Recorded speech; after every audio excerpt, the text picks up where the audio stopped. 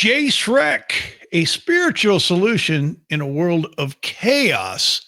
And there's a lot of chaos going on today. And a man that knows a lot about chaos is Charlie Smith. And let's bring Charlie Smith in here. There he is. What's going on? How you doing today, Charlie? Jay Shrek, I would say this is a world in chaos today. You know, around the day after Liberation Day, right? Liberation Day. This is, we might as well just jump in the fire. Why not? What do you think about Liberation Day? Well, I wasn't really prepared to talk about Liberation Day, but I guess if you're asking me this right out of the get-go, oh, by the way, hey, thanks all the viewers, like and subscribe. I wasn't really feeling a good vibe about doing this podcast, but then after hanging out with you, I was like, man, this is going to be a really good one. So I'm really excited about this. So we're going to jump in. As you know, we go 28 minutes and then there's a 2-minute warning and then boom, we wrap it up. So it's lightning round here. So for Liberation Day, I'm going to take this a little different spin. I feel for the 90,000 factories and the 5 million jobs that have been lost over the past, since NAFTA and so forth. A lot of there's two sides of this coin, right? There's the people that if you've ever, the work I used to be in is in industrial and construction. So I've been to, I think, 47 states. I've been into a lot of manufacturing plants, and I know what it's like when you go into a town where you can see that the town was built around a manufacturing plant and then it's devastated. And then, I've been in towns that are thriving because of manufacturing plants. So I'm going to yield on the side of the lost jobs, and I'm going to look forward to a renaissance in manufacturing that will look different. Now it's not low labor type jobs, but will be highly robotic, and I'm cheering on this. I think it'll be great for the world. It'll provide competition, more clean energy, more clean manufacturing, and better safety to all mankind. But you didn't see that one coming from me. I didn't see that one coming. I think we need a world reset, right? I mean, like, who do we want to be, right? Are we going to be a country that's going to manufacture, or are we not? Are we going to depend on other people to manufacture our goods? And either one can be okay. I'm not citing for any of that. My thought immediately is I don't need 20 million more people that are laborers in the country if we're not going to be a manufacturing country. If we're going to be we need those laborers, right? We do. But if we're not going to manufacture, we don't need those laborers. So somewhere down the line, we got to reset and decide who we want to be as Americans, right? Who do we want to be? What do we want to what do we want to represent? So I just think right now is a great time to maybe have a total reset to reevaluate like who and what we're going to become in the future, and then start off with that. But you got to have a plan. You can't. One guy comes in, you tear all his stuff up. The next guy comes in, you tear all his stuff up. Somewhere there's got to be a balance where these sides have to come together and be the party of common sense, not the party of radical right or left extremism and extreme thinking. And somebody needs to just build a good foundation. And where you start with that foundation is becoming a nation of spirituality. Well, you didn't know this, but you set me up and I had to get out of my seat. Yeah, you jumped out. I thought you ran away. There's a book that just came out from Alex Karp. He is one of the co-founders of a software company called Palantir. Some people might know him as a software defense company, but it's called The Technological Republic. Right there. hard power, soft beliefs in the future of the West. A lot of what you just said and what I just said are actually in this book. So if you believe in the West, if you believe that our culture is a more equitable culture than other cultures, this is a great read. Part of that also is and this is a company I'm invested in as a disclosure, but there is a software platform called Warp Speed to actually get people, into this fourth industrial revolution of manufacturing at warp speed. So this can be done. And if you don't think it can be done, and you can't put up, if you drop the regulation and make things happen, you take a look at a case study would be XAI. When they built their platform, they put together probably the best large language model, like ChatGPT model.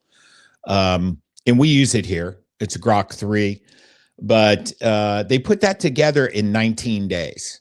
So it was in an existing manufacturing. I'm not saying the planning, but the actual, a lot of this time when you build a manufacturing plant or whatever, you're talking years and years and years, just to get all the stuff going. And I feel like in this new renaissance that we need to be in warp speed and think differently. Well, I think with AI especially, I mean, we're not talking about years. We're talking about every month. Every month something comes out that is more advanced, and it's continuing to grow because, AI is not some platform that sits there. It learns and it continues to grow almost at a scary pace. There's just things. I'm not the greatest guy at economics and world economics, but there's things that do bug me as a common sense guy. I am a common sense guy. I understand basic nuts and bolts and steak and potatoes. I understand that theory, and I don't understand the tariff situations of why we get a certain amount of tariffs put on us and other countries. Why isn't it just equal trade?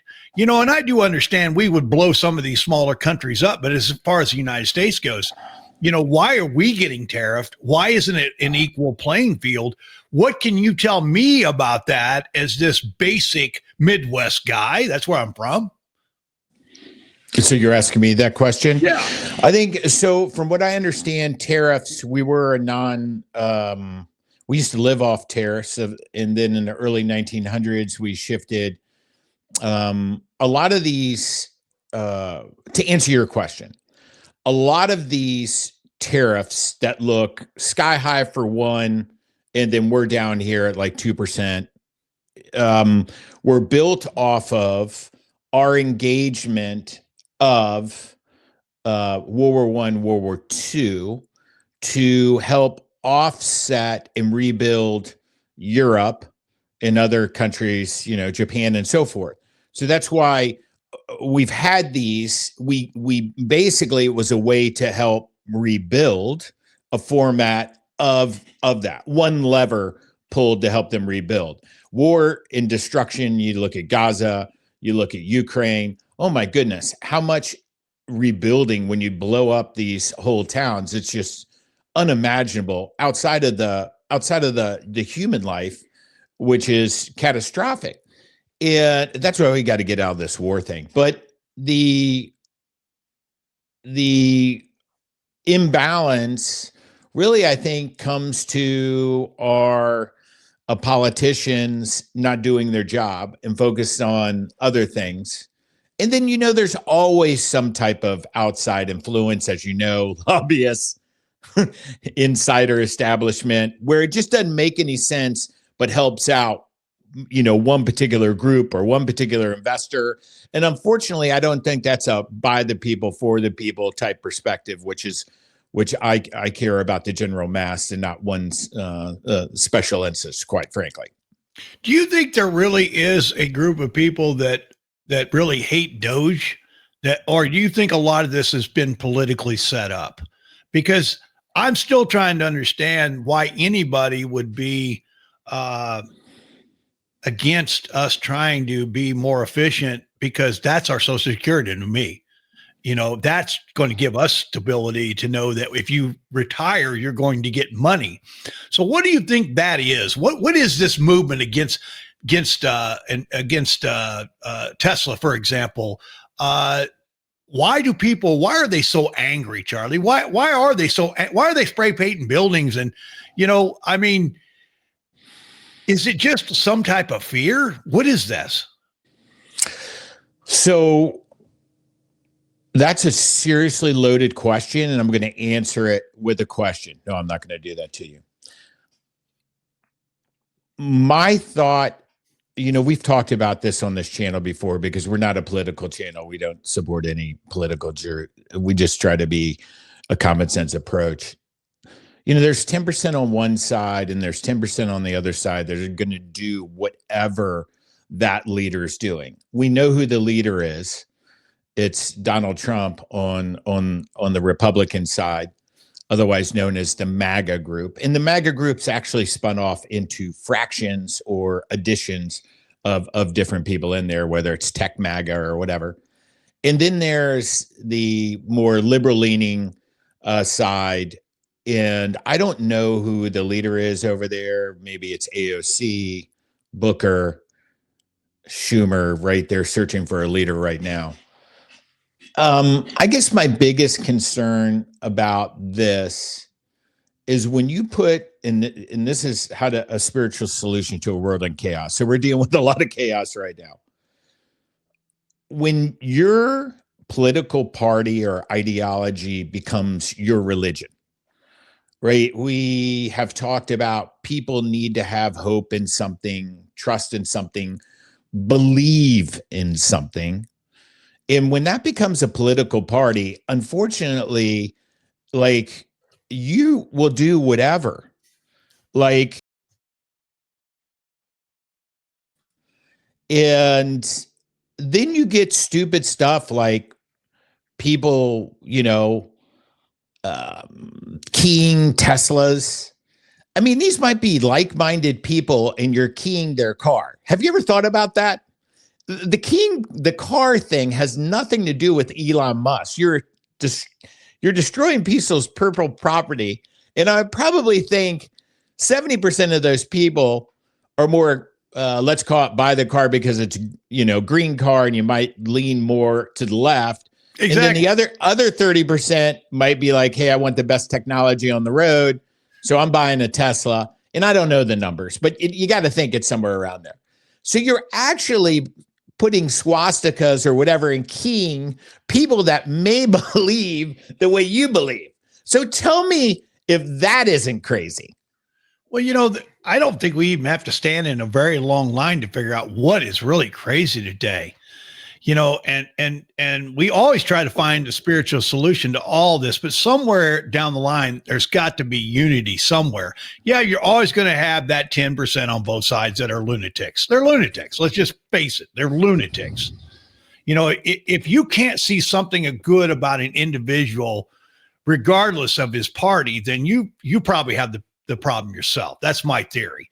Because we have, everybody wants certain things. Who doesn't want security? Who doesn't want to make sure that their families are safe? I mean, if you don't, then there's no other discussion I could have with somebody. And start off the commonalities, and then we might have a fork in the road, but it doesn't mean I dislike you. I'm well associated, and I have some really close people that politically are so far away from me in the spectrum. And you know how we solve that, though? We don't talk about it. Imagine that.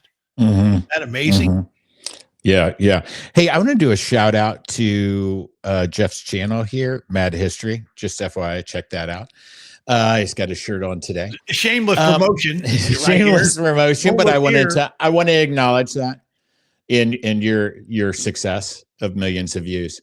Hey, so I want to shift gears right here, and I want to go into something more in the spiritual piece. So we had talked about this in pre-show, and this verse came to me. It's Galatians 5:22-23, and it goes like this. It says, "But fruits of the Spirit is love, joy, peace, patience, kindness, goodness, faithfulness, gentleness, self-control. Against such things there is no law. So I'm gonna take a step back because I know you love history, right? Mad history. So this is Paul writing to Galatians church because they were battling with the Mosaic law. So this was the law that was given to them in the Old Testament under Moses, and the new church, the New Testament, the gospel according to Jesus, right? So they're battling this living by the law that was given to them versus, hey, this is what Christ has told us, him, the Son of God and Savior of the world. And I just thought, in a world of crisis, that these in the church in Galatian was battling, right? There was tension and crisis around this, where one wanted to just do all these laws, and where another one is saying, hey, no, love your neighbor as yourself. Let's keep this simple, but it's not easy. I mean, what do you say about that, Jay Shrek, when you have people that feel like, 1 minute they may feel they're at peace, maybe they feel they have contentment in the moment, because you can't have peace without being content with who you are. And then the next minute, something comes in, some type of chaos, or maybe it's just a simple word that triggers you from a loved one, friend. And then all of a sudden, emotionally, you are on the other side of the spectrum. What do you think about that? I live my life in a different way. My spiritual solution is a daily spiritual solution, right? And every morning I get up and I pray to God and I meditate and I get myself focused. And what I ask in meditation is, what can I do for the person out there that needs my help? I'm to be of service to God every day. So I have one day. Now, that doesn't mean that somebody's not going to cut me off in traffic. And that doesn't mean my wife's going to ask me one of those questions that make you go, And it doesn't mean that, and she doesn't have and she knows the chart where the buttons get pushed. Doesn't mean that. It means that, how do I deal with that? I stop and I ask God for guidance. I don't use God as like, well, I'll deal 1 through 7 and you take care of the heavy lifting at 8, 9, and 10. Mm-hmm. I believe that you go through your day completely. And what can I do? What can I do to be of service to another person? So how do you get that contentment? You don't stay within self. When I'm self-centered, what happens to me is that I can't see you, Charlie, because I'm worried about me. What's going to happen to me? What's my little plans? What's my little designs? What am I going to do? Who am I going to be? When I push that outward and I go, I'm to be of service to God. And when I do that and I stay in that day, and when I hit those road bumps, right? And I have those situations where there's that situation at work or that situation at home or on the highway, I ask God, please help me to be calm and please help me be of service and allow me to be able to stop and slow down and walk me through this. And if I can do that, I have a pretty pleasant day. And I'm also very content with, I have a purpose, and my purpose is to help my fellow man. And I stay within that day knowing that that's all I have. I don't have yesterday and I don't have tomorrow. Yesterday's gone and tomorrow's not here. What I have is a day where I can be of service to God. And if I'm in that way, I have purpose, and purpose gives me that calmness that I need. So how do you keep, so it seems like out of all those words, which are great words, like the self-control piece is a wrapper around a lot of these things. So and I'll use what Grok 3 uses as self-control. We'll keep this simple. So self-control is keeping yourself in check. Yes. So how you mentor a lot of people. So two-part question. when you're dealing with people that are going through things, how do you guide them on that self-control piece, keeping yourself in check? And then how do you do that in a day-to-day piece? I know you just talked about prayer and meditation to get you started, and that gets you going for 24 hours. But what does that look like in a day-to-day, like during your day walk? When I start, the most important thing is how I start my day. It's critical because if I don't get in the mode of asking God for guidance and direction of that day and what can I do for you, because I'm a servant, what can I do for you? Then I've missed the whole boat. So what happens? I get up late, I jump up, I run out of bed, I'm get the coffee, I'm running out, I forget this, I forget that, and I'm completely out of control. And I've just set myself up for the first roadblock I hit. When the first guy cuts in front of me, I blow a head gasket because I'm not centered.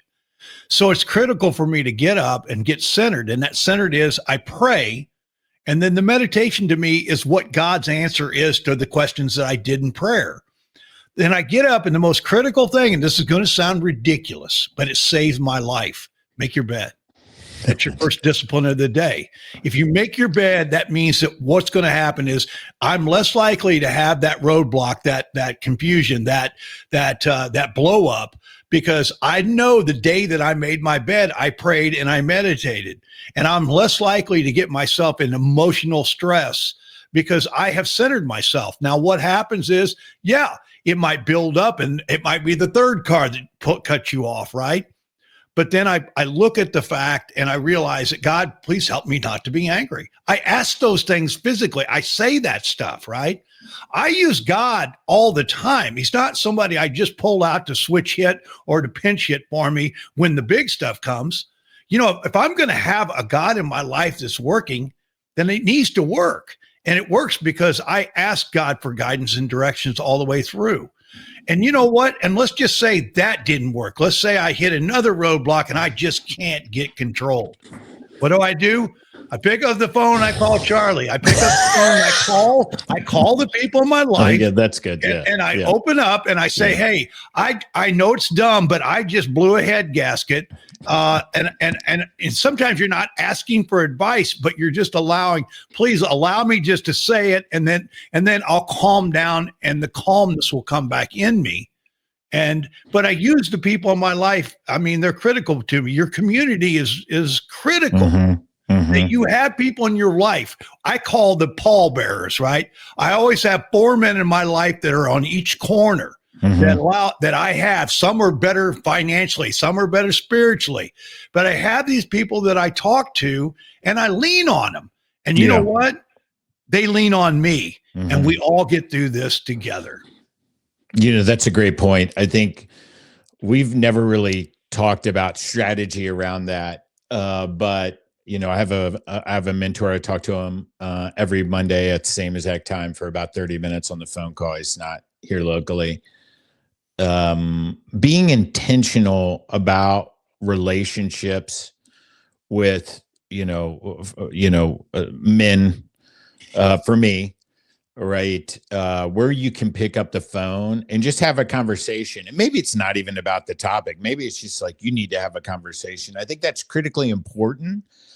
I think this is going to be weird and I might get blown up on this. I think for men, it's easier to have a direct conversation if you trust the individual on the other side. I think for women, not speaking from any side, but through a little bit of reading, that women, it might be a little bit, they might have more communication, but how am I going to say this?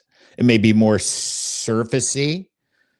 So it might be more important for a female to really have one trusted person versus a man who might have whatever. Because, if you tell me something, I'm not going to get offended and think about it, for the rest of the day. I'll take it, chew on it, and use it for what it needs. But I personally like straight shooters. I don't want anybody to cupcake anything to me. Hey, let me ask you this question. Let's go back into your 30s. I don't know. You pick a time. Let's say 33, 35, 38, whatever. Let's go back 30 plus The years. 30s. In the 30s, what did your life look like on a day-to-day basis? Now, I feel like you really have wisdom and a structure down that works for you, one to keep you grounded. And I think a lot of, like, if you're not content, right, then a lot of this stuff can go sideways. But what was the Jay Shrek in his 30s? What did that look like on a daily basis? And just so I think for the audience out there that's younger, it's like, hey, that's great, Jay Shrek. Like, you've got a lot of wisdom. You're older. You've done this stuff. You've made some bad runs at it. But, can you give us a peek into what you used to look like, and then this process that God has worked within you, and then your community around you, and some of your mentors, and some what you've learned from some of your mentees along the way?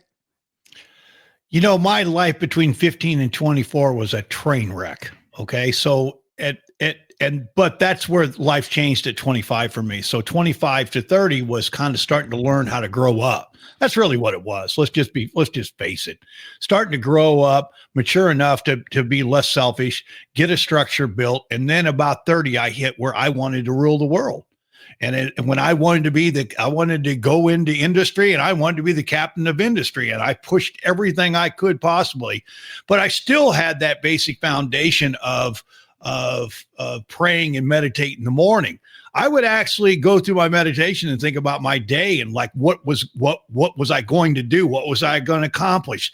What hard things who did I have to talk to today? I didn't really want to. Who did I have to talk to today that I really wanted to? Where was I going? And man, I was on fire for a long time between the 30s and the 40s. And I was actually, I'd like to tell you I wasn't, but the truth of the matter was materialistic things didn't matter to me. There were houses to be bought. There were cars to be driven. There was, the surge was on.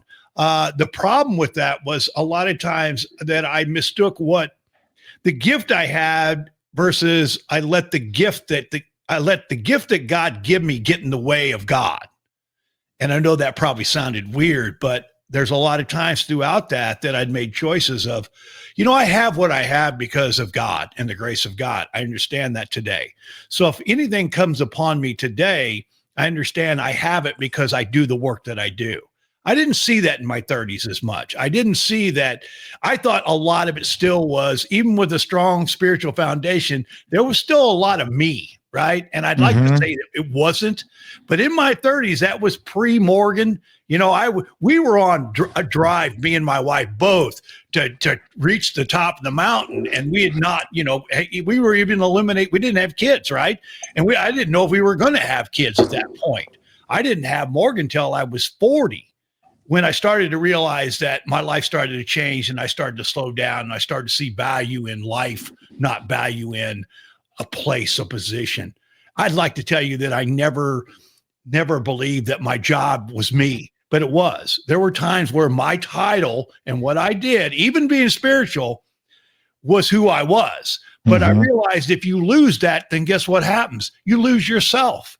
If you become the title of what you do, and then the 40s started to change all that, where I started to realize the importance of, it's not what you have, it's who you are. Not what you have.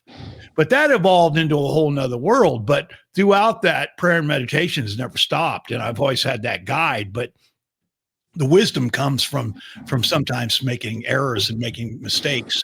And, it's all wisdom. I wish sometimes I could have just got it from the start. But I've told people this before. I felt like I was born without a manual, and that everybody else knew what was going on in the world, and I didn't. And I think nobody knows, actually, but that's what I thought. Well, it all comes down to wisdom. So I guess you would be a modern day Solomon. Hey, so we're hitting a 2-minute warning here, and I'll lead us off here. So I'm gonna wrap my piece up with coming back to Galatians 5:22 and 23. When I think about this verse in what Paul was saying to the church, right? Sometimes we can get ourselves wrapped up into all the things that are going on culturally at that time. Was, the Mosaic law. So everything was governed by the Mosaic law in their time. No social media or anything, that type of thing, no cell phones, right? And so it governed their culture. And I think this was like a breakthrough, and it said, no. Hey, that may be some good stuff, but you're missing the point, right? The point is for you to seek this, and then from God, and then that outflowing, right, should be a result to other people. And when I think of pure happiness, like, I think everybody wants peace, joy. So I'll go through these. Think of these things. Pray for these things. Love. Ask God for love and show love to people. Who can hate you if you love them? Joy. Everybody wants joy. Lord, give me joy. Let me show joy. Who wants to hang around with the old term killjoy? Nobody wants to hang around with that person. Peace. Lord, give me peace. Let me show peace to individuals. Patience. Right? Who doesn't want patience? Jay Shrek, I know you want patience. I need patience. Kindness. Like kindness, Lord, please help me show kindness to my spouse, loved ones, my children, anybody.